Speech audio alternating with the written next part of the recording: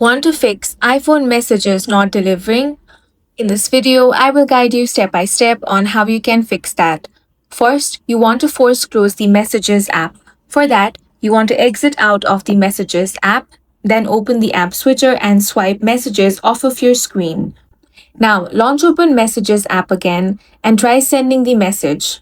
If you're still facing this issue, then delete the old chat with that contact. For that, long press the conversation, then tap on the delete option, confirm, and then tap the compose icon to start a fresh message to the contact. Next, you want to check your internet connection. Make sure you're on a stable Wi Fi or cellular network. If the issue continues, you want to turn on the airplane mode. Now, wait for a couple of seconds. Then, you again want to turn it off. Then, you want to retry. If the messages still don't send, you want to head over to Settings. Then, scroll down and tap on Apps.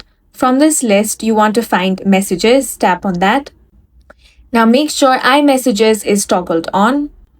Tap Send and Receive and confirm your phone number or Apple ID is selected. You should also check your date and time. For that, head over to General, then select Date and Time. Now make sure it is set to automatic. If everything looks correct, you want to open Safari. Then search for Apple System Status.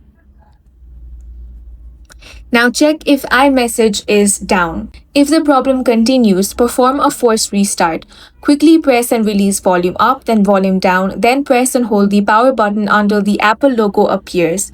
And that's all for this video. If you found it useful, make sure to hit the like button and subscribe for more videos like this.